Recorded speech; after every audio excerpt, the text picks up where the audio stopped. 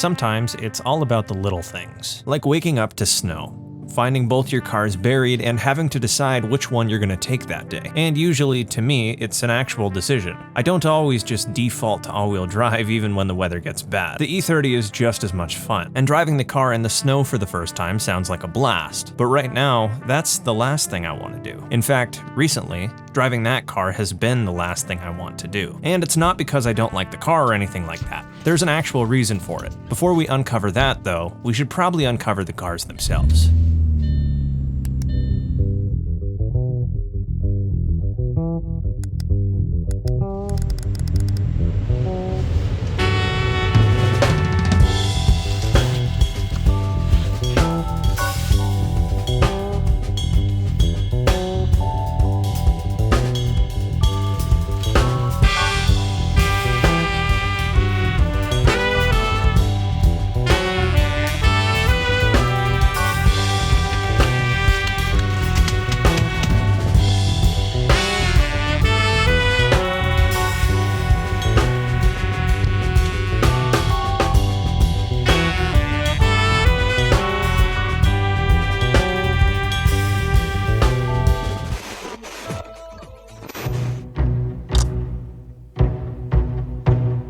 So why didn't I drive the E30 this morning? Well, long story short, it kinda sucks right now. This all really began about a week ago when I was swapping cars. Dropping the TT off in exchange for the E30, that is. Like most days I do this, I pulled up to the car ready to hop out and swap between them. I locked the TT and walked over to the E30. And one thing to note is lately it's been getting colder and colder. Most days the temperature itself doesn't affect the driving experience of this car. The issue is today wasn't most days. A new issue was made apparent. As I turned the defrost on, I heard a pop and then nothing. Toggling the switch, I frantically tried to get the fans to work in any capacity. No AC, no heater, no recirculation, and no defrost. In other words, no dice.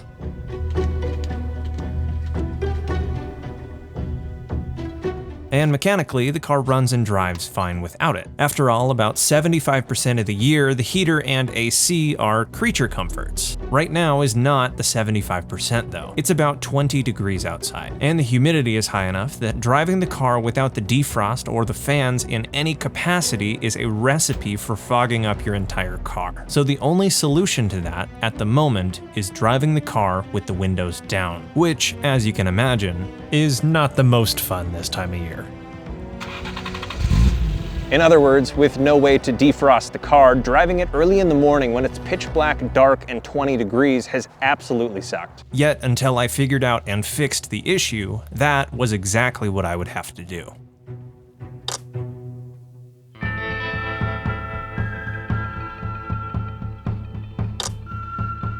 Every morning since then had been a battle with the elements. Waking up to a car covered in snow and ice and trying your best to convince yourself it was worth uncovering to drive. And uncovering the car wasn't even the worst of it. The worst mental debate happened as soon as you took off. The first minute with the windows up was always fine, but the fog would always soon follow. And sure, you could temporarily combat this with a towel, but with the windows rolled up, it would always come back. It got so bad that I was to the point where driving this car with the windows down in below freezing weather was preferable. Talk about messed up. And even that didn't always fix it. Often the best approach I had was to just drive a little bit with the windows up, pull over, wipe them down, and then start again. In other words, I guess I must really love this thing if I'm still willing to drive it on mornings like this, given this experience.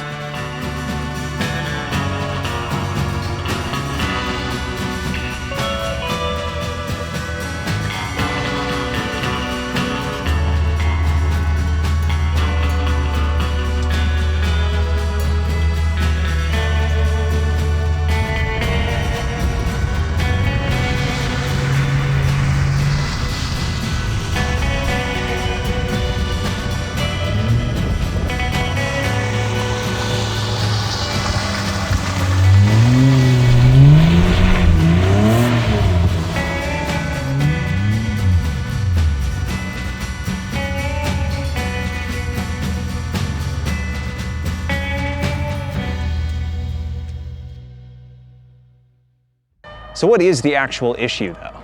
Well, to start, let's talk about what the problems are. Obviously, we no longer have a defrost, but there's more to it. We have no fans whatsoever. Not with the heater, not with the AC, not with any configuration the car has. And in the past, these fans did have issues, but last time we were able to get the fans working so long as they were at their maximum speed. This time is different though.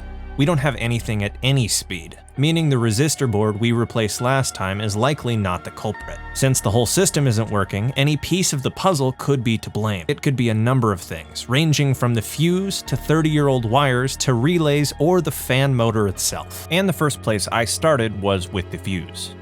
The fuse controls the entire system, and the fuse that was in the car right now, it was blown. But the thing is, this isn't the fuse that was in the car when the fans first went out. You see, back when that happened, I stopped by the auto parts store and replaced that fuse in the parking lot. The original fuse was also clearly blown, so I figured this might be an easy fix, and I replaced it with a pack of 2 that I purchased.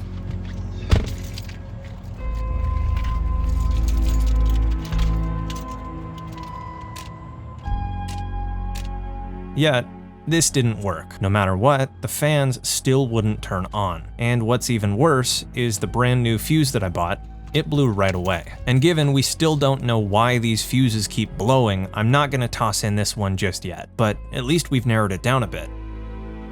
Come to think of it, the only other clue I had was that the fan would make a terrible squealing noise at any speed but max, which kind of has me thinking that the motor might be bad, or that the motor itself has bad bearings. And I originally thought that once I got the fans working again after replacing the resistor board, the squeal would go away. That wasn't really the case though. So at the time, I really just chalked it up to this car being 30 years old. With the current issue though, I've got reason to suspect that noise. This is the original fan assembly. The fan blades shouldn't have much resistance to spinning, but mine definitely do. And because of that resistance, the motor itself is going to need more power to spin them, or just blow the fuse trying. In other words, I think this is our actual issue, but sadly, it's not a part I can get locally.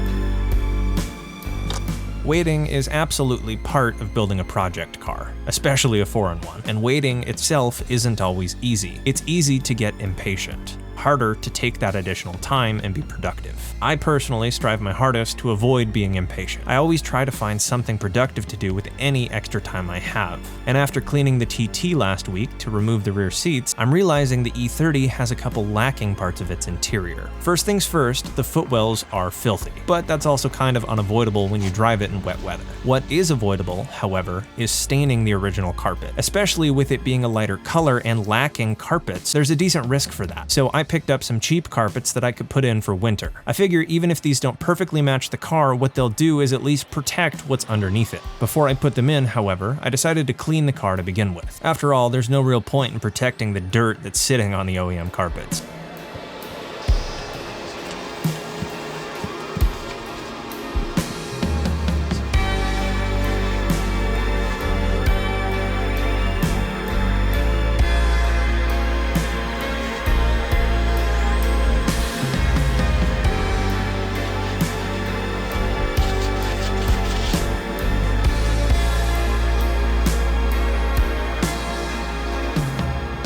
And while these carpets don't perfectly match the color of this car's interior, they're quite close. And for that matter, I didn't even buy them to look good. I bought them for their functionality. I don't want to ruin this car's interior by driving it on a wet day and stepping in something that's not mud. Dirt is easy to clean. Oil, grime, or something that's actually going to ruin the carpets isn't. So I figured this was a worthwhile investment. It wasn't, however, the only investment I made with the extra time. After all, lately the roads have been covered in snow. And come to think of it, the E30 is my first rear-wheel drive car. And given my first car was front-wheel drive and the Audis are all-wheel drive, this is the first time I'm driving rear-wheel drive in the snow. So I think it's pretty important I learn how the car responds when it loses traction.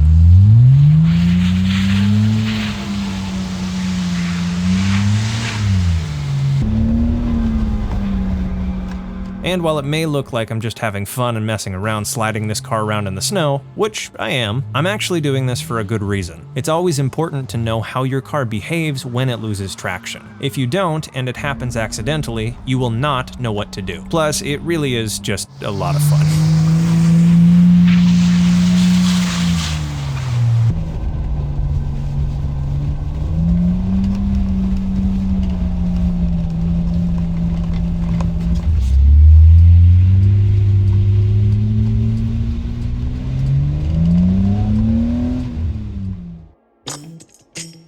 Thankfully, it wasn't too terribly long before the replacement fans showed up. So if this happens to fix the issue, the car might quickly become a lot more pleasant to drive, which is very worth it in my mind.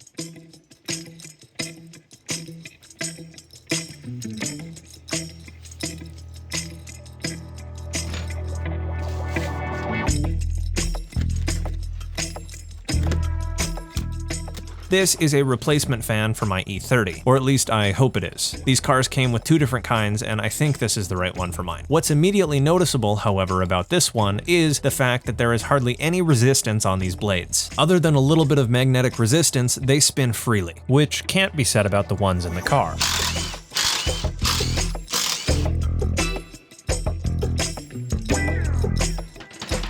Just like a number of other things on the car, this is a really simple part to replace, keeping in line with my theory that this car was built to be worked on. The first thing I removed was the resistor board we put in a couple weeks ago. Removing this isn't necessary, but it does provide some more working room. The motor and the fan blades itself are held in with 3 different things, and you don't need a single tool to remove them. 2 wires plug into the fan, power and ground, and they both can be removed by tugging the wire away from their respective insert. The cool thing, in my opinion, is just how easy it is to remove the fan assembly itself. There's a little metal strap that holds it in place, and it's tension-based. All I did was push on the little metal buckle here and the bottom snaps out, allowing the entire motor assembly to be free. And other than a tight squeeze, it is free to come out.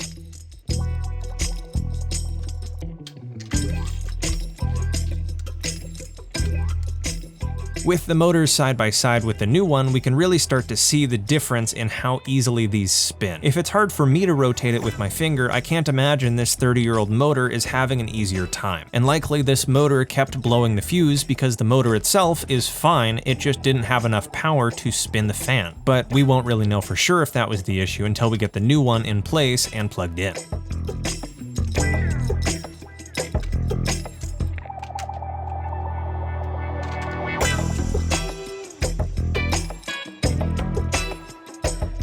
At this point, I was starting to get a bit nervous. It's been pretty rough to drive this car to the gym every morning with the windows down and it being below freezing. And replacing this motor was just what I thought to be the right option based on the evidence I had. I could always be wrong. There are no guarantees after all. It's not like worrying is going to fix anything though. All I can really do is test it out.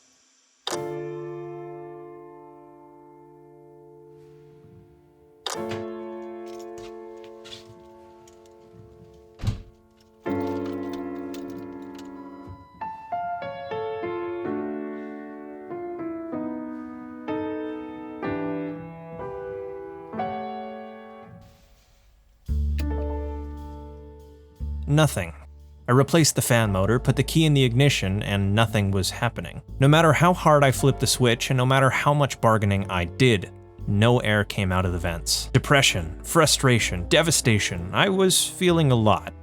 But then a certain idea came to mind, something I've been thinking about a lot. When you're so fixated on something so specific, it's easy to miss the big picture. Forget to check the easy stuff, in other words. And in my case, I forgot about the fuse.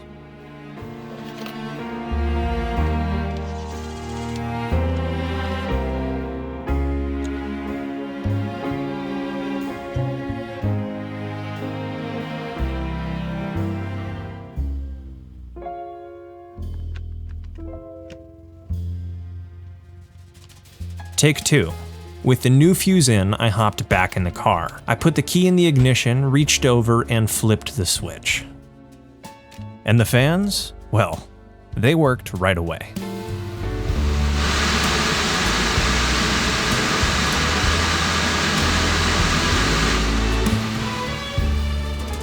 Impatience, frustration, and blame are easy. It doesn't take work to be anxious, at least not for me. It doesn't take any extra effort to be impatient. What takes extra effort is taking a step back when those emotions are present, which is why it's something I've been working on. I've always heard that patience is a virtue, and I absolutely believe it. And while it's not easy, from my perspective, it's beneficial. Learning to use the extra time you're given when you're waiting for something, and learning when to take a step back in the middle of a point of fixation. All of those, in my opinion, are just as important as physical skills, and at the end of the day, may even help you more. But that doesn't at all mean they're easy. They're just something to strive for.